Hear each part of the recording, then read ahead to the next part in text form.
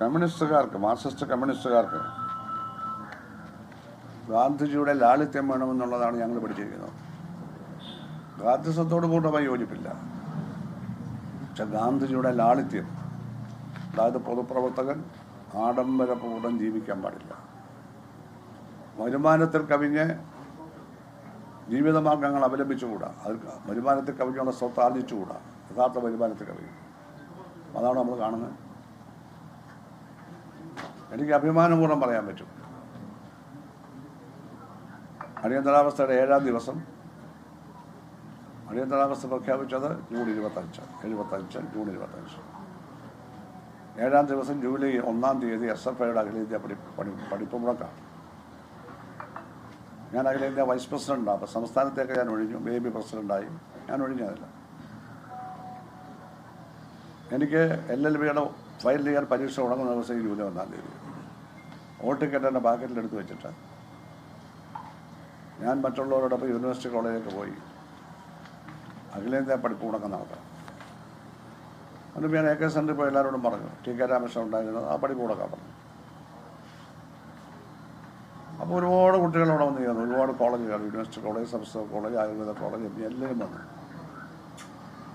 അപ്പോൾ രഹസ്യ പോലീസുകാരും വന്ന് പറഞ്ഞു, വെടിവെക്കുമെന്നുള്ള ഉറപ്പാണ്. കരുണാകരൻ സാർ വെടിവെച്ചിരിക്കും, അടിയന്തരാവസ്ഥ ആരും ചോദിക്കാറില്ല. ഇന്ത്യയിലൊന്നും ഒരു പ്രക്ഷോഭം പോലും ഉണ്ടായിട്ടില്ല, ഇവിടെ അനങ്ങിയിട്ടില്ലായിരുന്നു, JPയുടെ സമരവും തുടങ്ങിയിട്ടില്ല. അപ്പോൾ എൻ്റെ കൂടെ MP ജയകുമാറുണ്ട്, അങ്ങനെ പല ആളുകളുമുണ്ട്. പിന്നെ ബേബി വന്ന് ചേർന്നു. ബേബി സ്റ്റേറ്റ് പ്രസിഡൻ്റായപ്പോൾ ഞങ്ങൾ ആലോചിച്ചിട്ട് 23 പേര് പോയാൽ മതി, നമുക്ക് എല്ലാവരും പിരിഞ്ഞു പോകണമെന്ന് പറഞ്ഞു. കുറേ പറഞ്ഞിട്ടുമായാലും പിരിയുന്നതാണ്. എന്നാലും ഒടുവിൽ പ്രത്യേകഘാതം പറഞ്ഞ് അവരെ എല്ലാം പിരിച്ചു വിട്ടു. അത് കോമ്പൗണ്ടിൽ തന്നെ നിന്നെങ്കിൽ ഞങ്ങൾ 23 പേര്, അഖിലേന്ത്യാ ഭാരവാഹികൾ മുതൽ യൂണിറ്റ് ഭാരവാഹികൾ വരെ 23 പേര് സ്ഥലത്ത് ഞങ്ങൾ പ്രകടനം നടത്തി. യൂണിവേഴ്സിറ്റി കോളേജിൽ തെക്കേ ഗേറ്റ് കൂടി അവിടെ പിച്ചുകരല്ല, ആ ജംഗ്ഷനുണ്ട്, പേരുണ്ട് അതിന്,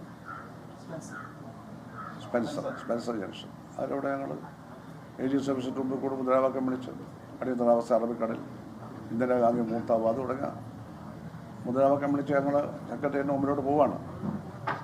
എല്ലാവരും ഗവൺമെൻറ് ജീവനക്കാരടക്കം, ഇടതുപക്ഷ ജീവനക്കാരടക്കം ഭയന്ന് ജനാല തുറന്ന് ഇങ്ങനെ നോക്കുകയാണ് ഞങ്ങൾ എന്ന് സംഭവിക്കാൻ പോകുന്നത്. കൈ പോലും വീശി കാണിക്കാൻ ആരും തയ്യാറായില്ല. ഞങ്ങൾ പോയി സെക്രട്ടേറിയറ്റ് മധ്യഭാഗത്ത് ചെന്നപ്പോൾ ഓപ്പോസിറ്റ് വലിയൊരു വണ്ടി വന്ന്, വലിയൊരു വാഹനം വന്ന്, കരിവണ്ടി വന്നിട്ട് നിർത്തി. ശ്രീധരൻപിള്ള എന്ന് പറയുന്ന SI, അയാൾ EDM എന്നാണ് വിളിക്കുന്നത്, പുറത്ത് നല്ല ബലിഷ്ഠമായിട്ട് ബീശയൊക്കെ വെച്ചാണ്. ഓരോരുത്തരെ അടിച്ച് എടുത്ത് അകത്തോട്ടെറിയും. എന്നെ അടിച്ചില്ല. അപ്പോൾ ഞാനങ്ങ് കയറിയ അവസാനം വാലിട്ട് ചവിട്ടിയെ തൊഴിക്കുകയും ചെയ്യാവുന്നതൊക്കെ ചെയ്തു. തിരിച്ച് കണ്ണൂർ സ്റ്റേഷനിൽ ഇറങ്ങി താഴെ ഇറക്കി അവിടെ ഇട്ടുന്നില്ല. കുറേ നേരം വെയിലത്തെ ഗ്രൗണ്ടിലിട്ടിരുന്നു. പിന്നെ ഞങ്ങളെ ലോക്കപ്പിലോട്ട് കൊണ്ടുപോകാൻ അവരൊരു ഡെസ്ക് വെച്ച് ഇങ്ങനെ ഒരു വഴി ഉണ്ടാക്കി, ഇങ്ങനെ അതിൽ കൂടി എല്ലാവരെയും കൊണ്ടുപോയി. 23 ഓരോരുത്തരെയും 8 പോലീസുകാർ അപ്പുറം വന്ന് 8 അടി വീതം എല്ലാവരും അടിച്ചു. അപ്പോഴേ എന്നെ ഒന്നും ചെയ്തില്ല.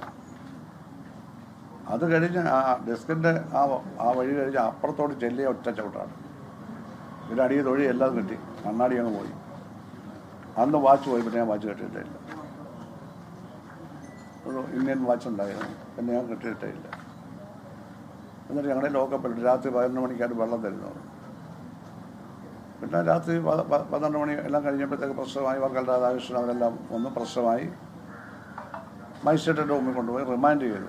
രാജ്യദ്രോഹ കുറ്റത്തിൽ DIR, defence of India road, ഞങ്ങളുടെ സബ് ജയിലിലേക്ക് റിമാൻഡ് ചെയ്തു. അവിടെ 13-14 ദിവസം കഴിഞ്ഞു. അവിടെ EMS AKG ഒക്കെ ഞങ്ങൾ കാണാൻ വന്നു. അത് കഴിഞ്ഞ് ഒരാഴ്ച കഴിഞ്ഞപ്പോൾ അവരെ അറസ്റ്റ് ചെയ്തു, വേറെ സമരത്തിൽ. പിന്നെ അവരെ വിട്ടു, ഞങ്ങളെ വിട്ടില്ല. കോടതി കൊണ്ടുപോയി ഞങ്ങളെ ശിക്ഷിച്ചത് അതിനെ സെൻട്രൽ ജയിലിലേക്ക് അയച്ചു. 4-5 മാസം കടന്നപ്പോഴേക്ക് എൻ്റെ ഓൾ ടിക്കറ്റ് AKG വഴി ഹൈക്കോടതി കൊടുത്തു.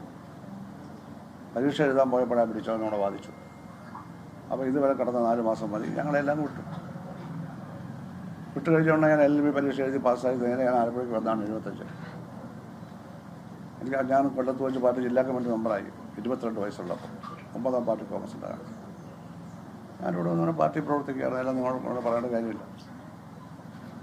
അങ്ങനെയുള്ള പ്രവർത്തനമാണ് നടത്തിയിട്ടുള്ളത്. അല്ലാതെ റോസാപ്പൂ വിരിച്ച പാതയിൽ കൂടി നടന്നൊന്നുമല്ല.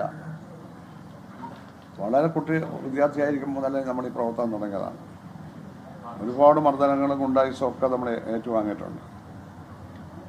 അതുകൊണ്ട് അന്നു മുതൽ ഇന്നലെ ലളിത ജീവിതം ഞാൻ ഉപേക്ഷിച്ചിട്ടില്ല.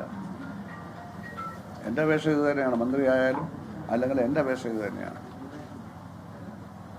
യാതൊരു ഭൂഷണവും നമ്മൾ ചാർത്തിയിട്ടില്ല. കമ്മ്യൂണിസ്റ്റ് പ്രത്യയശാസ്ത്രത്തോട് 100% നീതി പുലർത്തിയിട്ടുണ്ട്. ആ പ്രത്യയശാസ്ത്രത്തോട് ഇനിയും നീതി പുലർത്തും. അഴിമതിക്കെതിരെ പോരാടിയതുകൊണ്ട് ഞാൻ അഴിമതിക്കെതിരെ പോരാടുന്നതാണ്. മാധ്യമങ്ങളെല്ലാവരും അതിൽ ഒരു വിട്ടുവീഴ്ച എല്ലാവരും ഇല്ലല്ലോ. അത് ജയിച്ച അസംബ്ലിയിൽ പോയാൽ ഇനിയും നടത്തും. അഴിമതിക്കെതിരെ സാമൂഹിക ജീവിതത്തിൽ നടത്തും, നിയമസഭയിൽ നടത്തും. ലോകത്തെവിടെയായാലും ഏത് സമയത്തും 24 വാർത്തകളും ഓഗ്മെന്റഡ് റിയാലിറ്റി പാക്കേജുകളും എക്സ്പ്ലെയിനറുകളും വിശദമായി കാണാൻ ഞങ്ങളുടെ യൂട്യൂബ് ചാനൽ നിങ്ങൾക്ക് സബ്സ്ക്രൈബ് ചെയ്യാം.